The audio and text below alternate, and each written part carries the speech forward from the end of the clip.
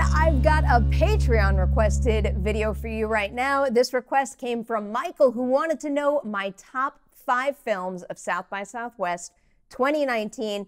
If you're a member of the Patreon campaign, you already got my full list, well beyond 5, but right now, giving it to the whole channel, my top 5, and for those of you who are on the Patreon team, there might be a small adjustment here that you're gonna notice. So jumping into it, my number 5 pick is Wild Rose.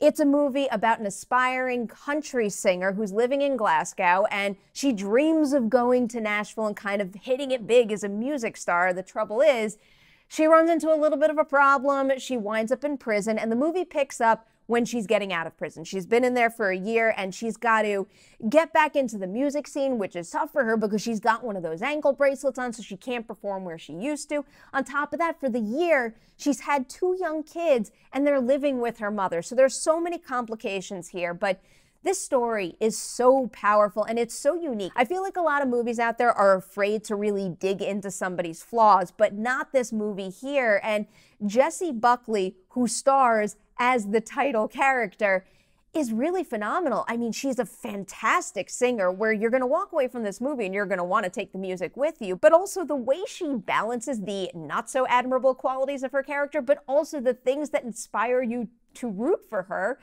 It's just really one heck of a combination, and it's a combination that makes this stand out from a lot of other similar movies I've seen before. So Wild Rose and Jessie Buckley in particular, look out for both of them. All right, number 4 now is a movie called Ms. Whitelight, and you might have already seen the standalone review I did on this channel, but just to repeat it for those who haven't caught that yet, it's about this young woman and her father who are working in a business where they're counseling those who are terminally ill. And I know that sounds like super dreary subject matter, but you know, death is a scary thing, and the fact that this movie tackles it in a way that kind of left me feeling hopeful and loved and safe, I think that's a really standout quality of Ms. Whitelight overall. But another reason I cannot shake this movie, and I am trying to encourage as many people out there to see it, is the lead performance.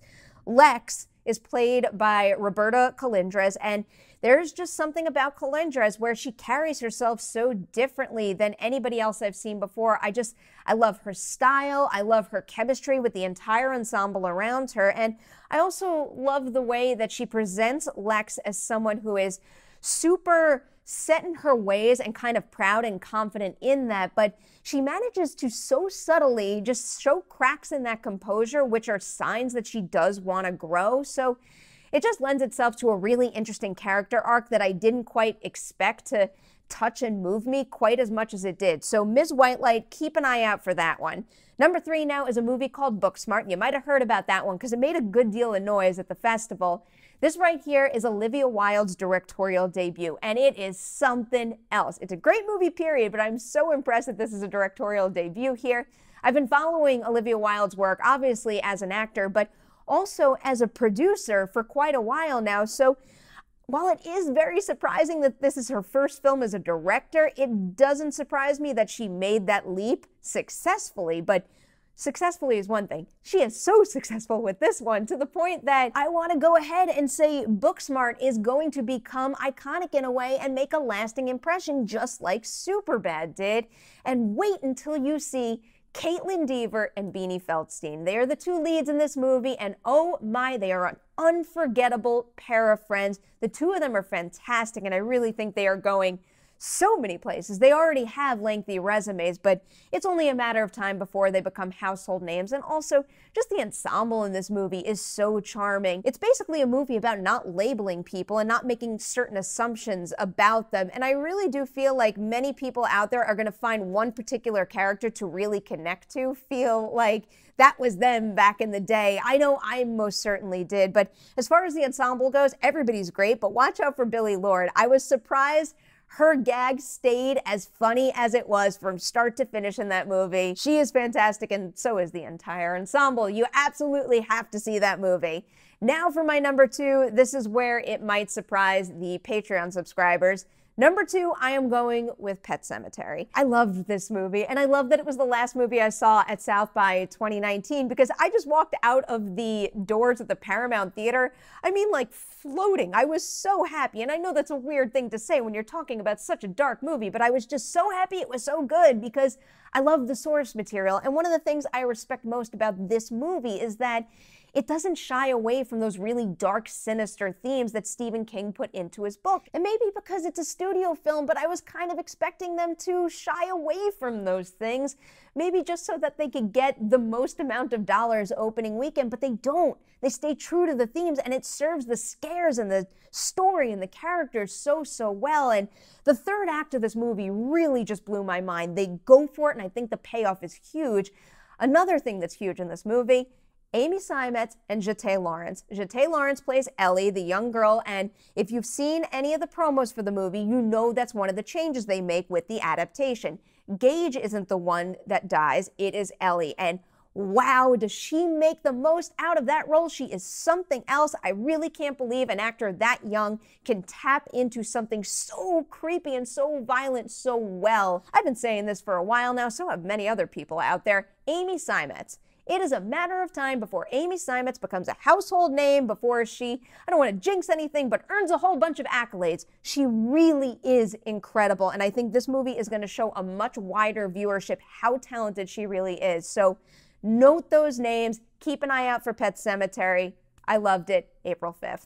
All right, now for my number 1 movie of the festival, I've officially decided to make it Us. And it's not just my favorite movie of South by 2019, I think it's my favorite movie of the year thus far, and I know it's very early to make a statement like that, but it's true, and I would be very surprised if this movie was not in the conversation for me when it comes to making my top 10 at the end of the year, but I have just gotten so wrapped up in the conversation. But backing up a little, on the surface, I think this is an incredible thrill. That home invasion sequence is phenomenal, but then on top of that, it's a movie I haven't been able to shake, and even though I don't have all the answers, the fact that it's forcing me to consider or reconsider certain real-world things, certain behavioral things, whether it's how the country is operating right now, how I operate as an individual, just in terms of managing the darker parts of my personality and how they manifest, or just even considering how my actions can affect someone that I'm not quite aware of. I love that part of it. And it's just the overall thrill of it too. I think it's a brilliant story. I think the set pieces are executed pretty much flawlessly. That home invasion scene, the other scene that I'm not going to spoil in a certain other house, I think is fantastic. Really, the performances, oh my, Lupita Nyong'o, they're all great in this, but I know some are busy out there mounting an early Oscar campaign for her, and I might be buying into that quite a bit. I think she really is just something else in that movie, and I know there's many more great performances to come this year, but I do hope that this movie kind of lasts throughout the year to the point that she becomes a real force in that conversation, because I think she deserves it. And I'm just so excited about Jordan Peele as a horror filmmaker right now, because you know, I'm the first to jump into any kind of crazy slasher movie, but the fact that he's making original films that are, one, super thrilling and entertaining, but are also really thoughtful and leave you with something really meaningful to think about after. That's really important, and I think he's really changing the game for horror movies, but also movies in general right now. So the fact that his influence is all over the place in this industry, I really do think that's a good thing. So there you guys have it. Thank you so much to Michael for making this request, because I love going to festivals. South by is one of my favorites, so the opportunity to talk about it more is greatly appreciated. I hope you check out all 5 of these films and then some. Really dig into the festival lineups. It's not just about the big studio releases or the hot titles. There are a lot of hidden gems in there, Ms. Whitelight included, so keep an eye out for things like that. Thanks so much, guys, for watching this video. Please do not forget to like and share it, and I'll see you soon with more movie coverage.